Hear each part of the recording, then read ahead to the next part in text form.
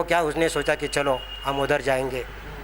फिर वो उनके साथ उसके पास गए तो फिर वो 5 लोग बोलते हैं कि अगर देखो श्रमण गौतम आ रहे हैं, अगर वो आ रहे हैं तो अपन क्या करने का, उसको कोई बोलने का नहीं कि बैठो, उसको बोलने का नहीं पानी पियो, कुछ नहीं करने का, उसका मतलब आदर तिथ्य करने का ही नहीं उसका, ऐसा वो लोग बोले। लेकिन जैसा भगवान उसके पास गए, जाने के बावजूद समझा ये लोग फटक से उठने के बावजूद उसका कोई उसका भिक्षा पात्र लिया, तो कोई उसका आसन बिछाया, कोई पानी लेके आया, कोई कुछ कर रहा है, मतलब इतना उसको सेवा किया। तो वो लोग सोचते हैं कि हमने तो ऐसा सोचा था और ऐसा हो गया।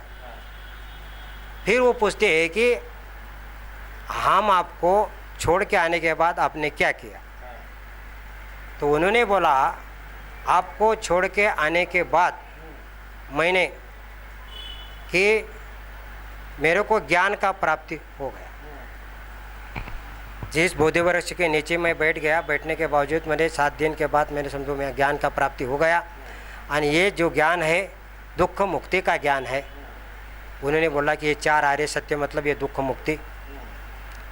तो उन्हें बोला मतलब ये कैसा है। तो भगवान ने बताया कि अपन जो समझो अपने पास जो विकार है, राग है, द्वेष है, मोह है, ये सब मतलब अपने जैसे पैदा मुझे जितने भी अपने जन्म हुए हैं ये हमारे साथ है।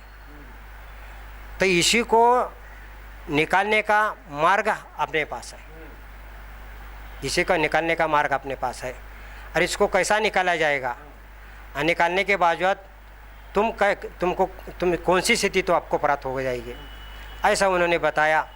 फिर भगवान ने आपने जो ज्ञान प्राप्त किया था तो वो 4 आर्य सत्य करके भगवान ने उसको बताया।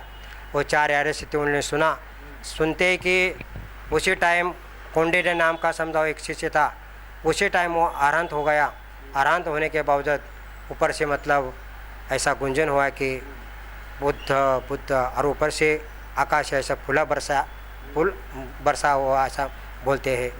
कि बाद में फिर वो 5 लोगों से ज्ञान देने के बावजूद उन्होंने समझो दूसरा वही गांव से समझो रात से एक बहुत बड़ा राजा का आदमी था, राजा का बेटा था, वो ऐसा आराम से जीता था, उसको कुछ कोई चीज़ की कमी नहीं थी।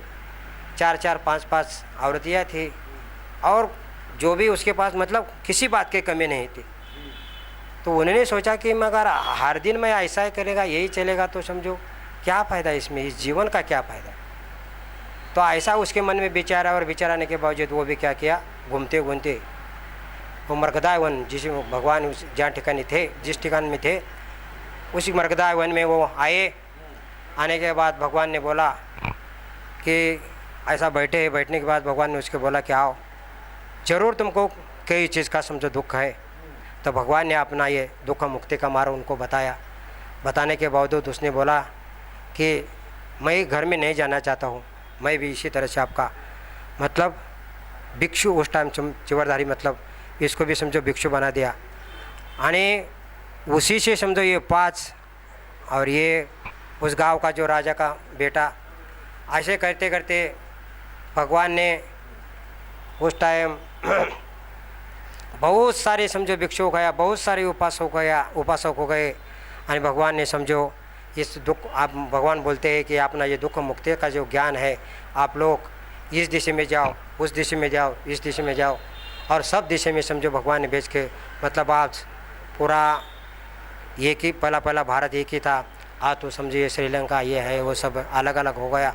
तो आज बोलेगा तो जितना भगवान बुद्धि की समझो वो ये है मूर्ति है, कोई भगवान का इतना मूर्ति नहीं होगा। हर देश में हर जगत में भगवान का मूर्ति, मतलब उसी टाइम खाली एक ही भगवान थे, खाली ये सम्यक समबुद्ध वो ये भगवान थे। और उन्होंने हर जो भी कोई समझा भगवान का समझो बेटा आया, भगवान का कोई आया, तो उन्होंने अपने अपने लिए स्थान बनाया, लेकिन भगवान ने अपने लिए स्थान नहीं बनाया। भगवान भगवान ने बताया 3 महीने पहले ये बताना अपना महापरिनिर्वाण होने वाला है, वैशाख पूर्णिमा से 3 महीने के बाद अपना महापरिनिर्वाण हो जाएगा।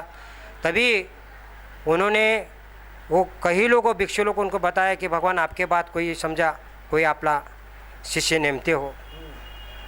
तो वो बताते हैं कि मेरे बाद मेरा जो शिष्य होगा तो कौन होगा कि ये अपना धम्म होगा। ये जो धम्म है ना, ये धम्म जो भी कोई समझे धम्म का पालन करेगा, धम्म का जो पालन करेगा, धम्म सबको बताएगा और वही समझो मेरा शिष्य रहेगा। अगर उनकी, क्योंकि उनको मालूम था उस टाइम समझो महावीर का महापरिनिर्वाण हुआ था, तो महापरिनिर्वाण होने के बावजूद उन्हीं के जो शिष्य थे, शिष्य में समझो झगड़े चल रहे थे कि उन्हीं के बाद मेरे को नेमा जाएगा, उन्हीं के बाद मैं हूँ, उनके बाद मैं हूँ, ऐसा अपने अपने झगड़े चल रहे थे। तभी भगवान ने बताया कि ऐसा नहीं है, कि ऐसा झगड़ा नहीं होना चाहिए। तो मेरे कहने के बाद मेरा जो धर्म है,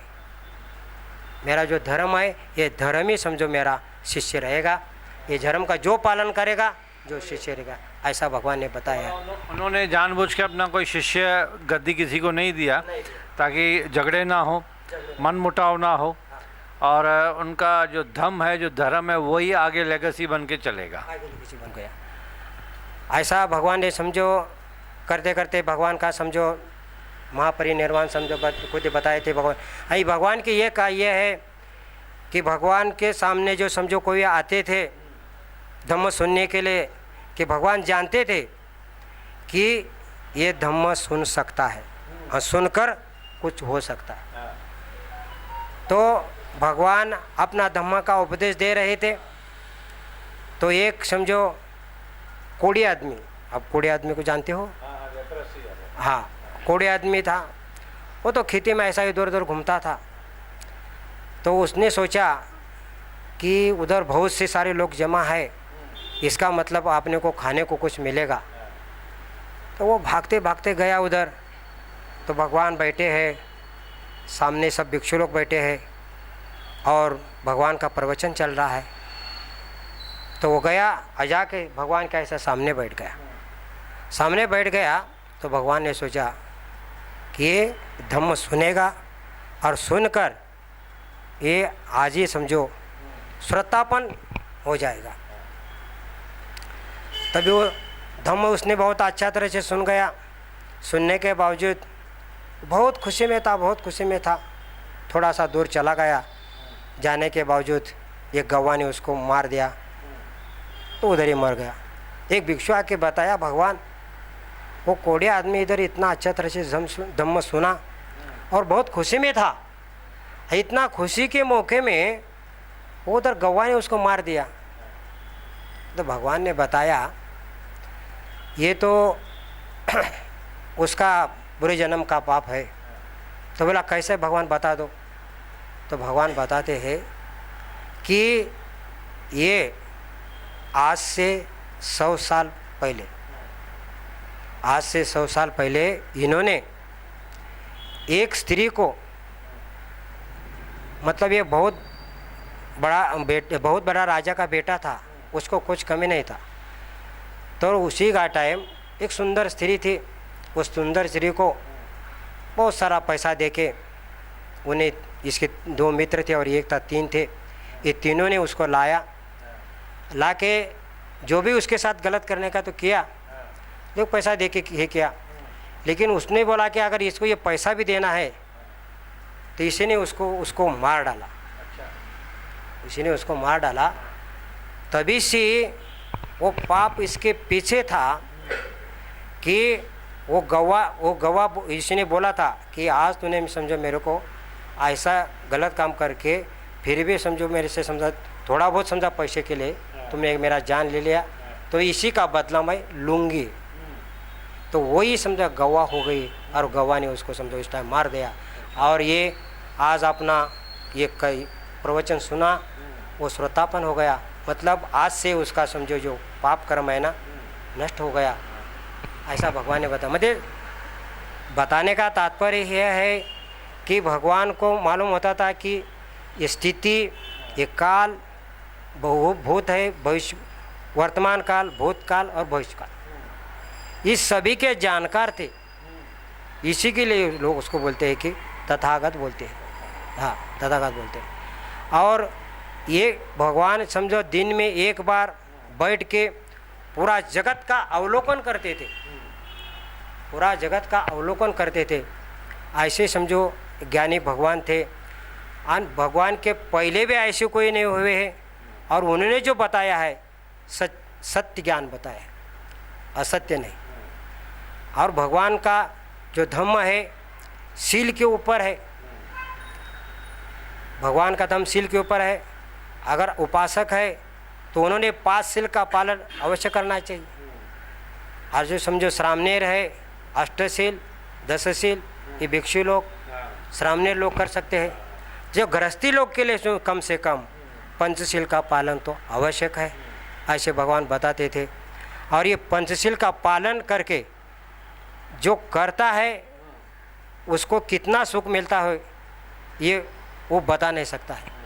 ये बोलते हैं ना लोग कि समझो ये अमृत पिएगा तो अमर हो जाता है, इसको मरण ये नहीं है। लेकिन जो भगवान का जो उपदेश था, भगवान का उपदेश ही अमृतवाणी है।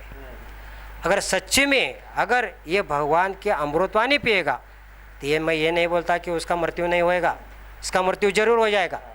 क्योंकि भगवान बोलते हैं ये सब अनित्य है, नित्य कोई नहीं है, मैं भी खुद नित्य नहीं हूँ, ये सब अनित्य है। लेकिन जो भगवान ने दिया हुआ ज्ञान का उपदेश जो है ये क्या है, सत्य है, ये सत्य है।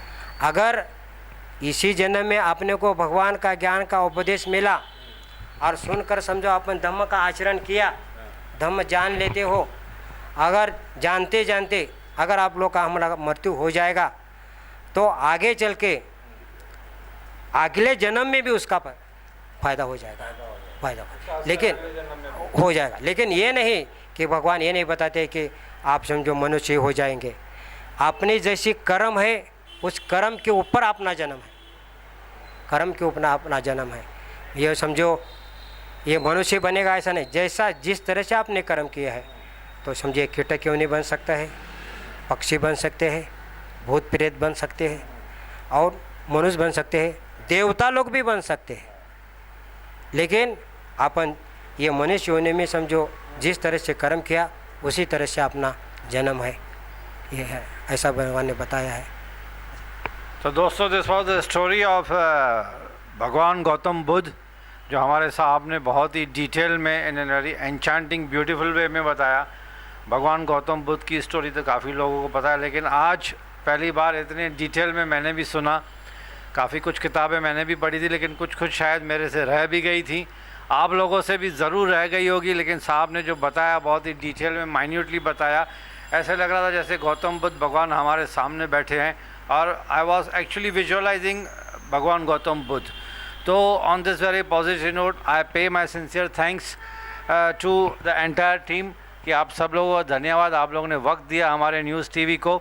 और सर मेन थैंक्स तो आपको कि आपने इतना डिटेल से भगवान गौतम बुद्ध की स्टोरी हम जैसे कॉमन आदमी को समझाई। तो काफ़ी सुन के अच्छा लगा। ऐसे अंदर से वो क्या बोलते हैं, गूस बम्प्स जिसको हिंदी में बोलते हैं कि रोंगटे खड़े हो जाते हैं, और रोंगटे खड़े हो जाते हैं कि लेकिन एज ए मीडिया पर्सन मुझे अपने एक्सप्रेशंस पे कंट्रोल करना पड़ता है। हम आपको सुन रहे थे लेकिन मैं विजुअलाइज कर रहा था वो ज़माना कैसे होगा। भगवान गौतम बुद्ध राजपाट छोड़ के, एक राजा की ज़िंदगी छोड़ के जंगल में भटकना, मतलब हम तो एक्चुअली सर क्या है, मोह माया में अटके हुए हैं।